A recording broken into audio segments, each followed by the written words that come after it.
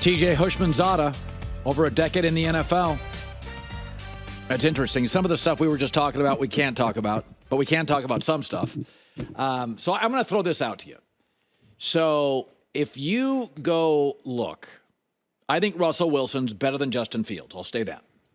But if you go look at their numbers the last 2 years, and Justin's had a defensive coach, and Russell's had 2 offensive coaches, their numbers are pretty much even. So here's my take. Justin's younger, not rich, more relatable, more fun, and will blow people away at practice. Russell's more quiet, adult, wealthy, not as relatable, brand new in the locker room. We know his history. And my take, and I could be totally wrong, my take is that Justin's going to have the players. Russell's going to have the coaches. And after about a 2-game losing streak, that Pittsburgh schedule, week 10 on, is brutal. Justin's going to get a lot more snaps than people think. Am I nuts? No, you aren't. And the coaches would want to go with Russell Wilson just because he's done it before. He's won a Super Bowl before. So we're going, can he recapture his old self with us? Can he do that? But if he can't, and the Russell Wilson we've seen, I mean, Russell Wilson didn't play bad last year. No, the defense for Denver was terrible. He didn't play bad last year, but the year prior with Hackett, he was awful. And so now it's, can Russell play? Was it Pete Carroll? Was it his system and that defense that really made Russell Wilson look better? Justin Fields is talented. Can he throw in anticipation? Can he throw with timing and not hold the ball? If he can do that, because the new offensive coordinator is a really good coach. Arthur Smith. Arthur Smith being a former head coach, but if you look when he was in Tennessee with Ryan Tannehill, Tannehill was really good. Oh, he was reborn from Miami. Yes, and so you want to run the ball, you want to play action. You have a receiver out there in George Pickens that's 100% going to win his one-on-ones. The jump ball with him, they 50-50 balls. They're 80-20 with George Pickens. Yeah. And so Tomlin and that coaching staff will want to go with Russell Wilson. But if he falters at any bit, I can see Justin Fields starting 8-9 games this season. I can too, especially in the back end of that schedule. And also, not that Pittsburgh would fire Tomlin, but I could see Tomlin. He'll get a lot of heat. He's got it increasingly. He was a little more patient with Kenny Pickett when most of us bailed after about 10 starts. So I just think it's something to keep your eye on, because you've been in locker rooms before. Sometimes, I mean, you tell me all the years, Bengals, Seahawks, Ravens, Raiders. Is the locker room always absolutely sure that the best quarterback is playing? Well, for me, you had Carson. We had Carson, so it was no question. And I go to Seattle as Hasselbeck is no question. Okay. And so I will say this. As players, you know who you feel should be playing. I mean, I've seen some guys get cut, and I'm like, whoa, they cut him? This dude could play. Yeah. But at the quarterback position, if you're winning, you're cool. Start losing games. Because there's always 3 or 4 dudes in the locker room. They don't care who's around, what coach, the owner. They'll just say stuff. They just say whatever. I mean, I played with dudes that literally would tell a coach, at halftime of a game, you don't know what the hell you doing. This dude ain't even playing. Like, you just get players, they just don't care. They have no filter. They just say whatever. And so if you start losing, guys will start talking and say, I feel like Fields should be playing. And then it's a snowball. Now, yeah, you're right. I do think he should be playing. And if you start to get that, you're going to separate the locker room, and it can become a problem. But in that division, you got Joe Burrow, you got Lamar Jackson. If Deshaun Watson returns to form, it's an uphill battle. Pittsburgh has that defense that will keep them in games, but it's an uphill battle for the Steelers. So you spent some time with the Chargers. So, Jim, it's San Diego, Niners, Michigan. This is what he does. Overnight, he turns it around. Like a lot of coaches, even Saban took like 3 years for them. His second year, he got waxed by Utah. Most great coaches take 2-3 years to turn it around. What's the secret sauce with Harbaugh to do it? I mean, he took over a mess at Michigan, a mess with the Niners.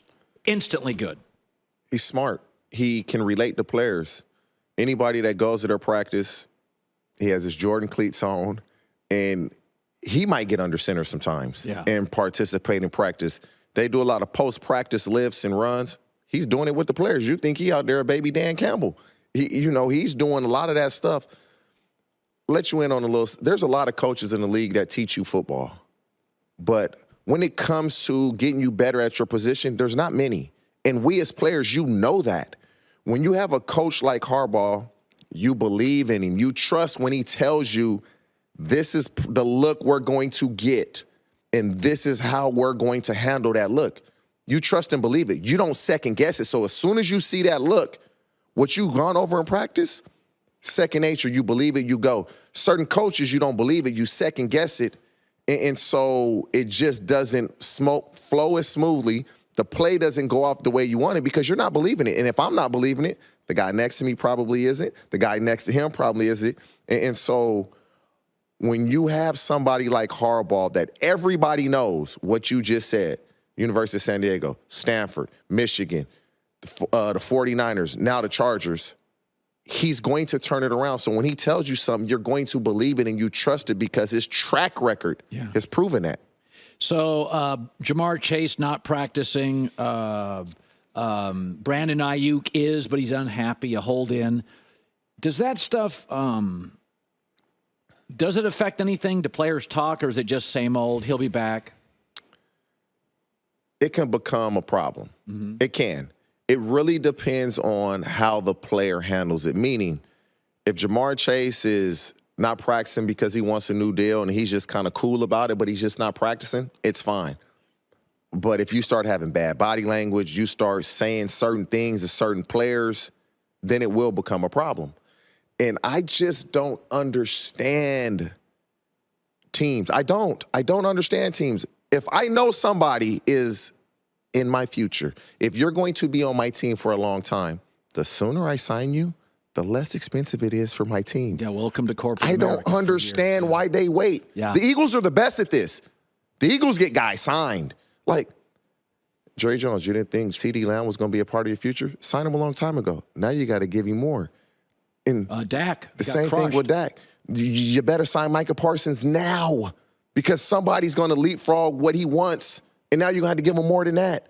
And so back to JaMarr Chase and BA, if he's a part of your future, just pay him because we're humans. You walk around, there's days you have good days. You're going to be pissed off like, bro, like bad body language. And the coach is not going to say anything to you if you're the player that will snap back because certain guys, they just not going to back down for you, no matter who the coach is. So now you've created a problem because the player wants to get paid. So it really depends on if the player can be a true professional and handle it each day the way he should. But that is very hard to do. So you've had, you've made multiple predictions through the years on quarterbacks that you've trained with or you were the one that said Justin Herbert's going to be a star, Joe Burrow's going to be a star, so you know Josh Allen. You called all these guys. So we got 5 new quarterbacks this year. We got Bo Nix and Michael Penix and J.J. McCarthy and Caleb Williams and Jaden Daniels and what's the kid at North Carolina? Drake May. Drake May, I think he's a project. Give me if I said, you don't have to tell me where you get your information, but if I said to you, this blank guy is going to work, and it may work quick. I'll give you 2 guys that I believe will work and work quick is Caleb Williams and Bo Nix. Interesting. Caleb Williams and Bo Nix. So let's start with Bo because that may surprise people. Why is that going to work quickly? You're with a coach that has always had success with quarterbacks. And he started so many games in college. Yeah, 61. That's crazy. He started so many games in college. It's like 4 years. Like every year. And then the COVID year. By the way, 2 conferences. So he had a bunch of different coordinators. So, I mean, Bo Nix has dealt with 3 coaches, 5 coordinators, 2 conferences. He's going to be successful because he's seen a lot. He's ready to play right now. And you're with a coach that has proved I can win with almost anybody. I mean, Sean Payton was winning games with Teddy Bridgewater, Taysom Hill, and at a high level. Yeah. And so I believe Bo Nix will be fine. He has Troy Franklin, a familiar face as a receiver that he played with in college. Also, for the record, I think Mims and Cortland, I think Cortland Sutton, he may be a lower end one, but I love Cortland. I mean, he kind of held out. He wanted more money, which I didn't understand. But he's a good player. But he's a good player. But Bo Nix I believe he's going to play well. I mean, if you look at the amount of starts he had in college, very rarely would a guy with this many starts at the highest level of college football in the SEC in the Pac-12, which was the best conference last season, I believe he'll be successful. And Caleb Williams, it just speaks for himself. Yeah. Dude can just play. And you know LSU well. I think Jaden Daniels has a little Lamar Jackson. I think he's probably more refined at this point in his life in the pocket, but not quite as fast. What is he, a little thin? What do you make of it? Jaden Daniels can play, man. Trained with us the entire last year. I mean, Jaden Daniels probably 210 pounds. Okay. When Jaden first started, probably 175. No, at Arizona State, his helmet looked too big. He's accurate. You want to play with him as a player, the way he carries himself. You want to play with him, a personable dude. The only concern I would have is with Dan Quinn being a defensive coach, is he going to be making some of the calls? Meaning, hey, I just want to run the ball here. We'll punt the ball. And, yeah, he's not calling a play, but you technically are calling the play. Just what kind of leash are you going to have? Are you going to let him play, or are you going to try to play game safe and hope your defense can win it? And so that may be my only concern. I heard Cliff Kingsbury really pushed hard for Jaden Daniels with the number 2 pick. That Cliff was like, that kid's good. When you look at the improvements that he made each year in college is remarkable. If LSU has a good defense, they're playing in the college football playoff last year. Yeah. He was that good last year. And so you statistically was better than what Joe Burrow did. Joe Burrow just had a ton of NFL guys on defense, whereas Jaden Daniels didn't. Right. And you can look at it and say, man, this guy's going to play. We know 2 or 3 of these guys aren't going to play well. But if I had to pick 2, it would be those guys because of the situation that Bo Nix is in. And you look at the weapons that Caleb Williams have and that he has to play with. And Chicago's defense was very good down the stretch last season. Excellent.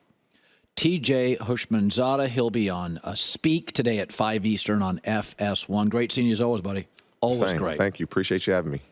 Hi, everybody. It's me, Uncle Colin. Subscribe here to get the latest from the herd, including exclusive behind-the-scenes videos and more, wherever you may be, however you may be watching. Thanks again for making us part of your day.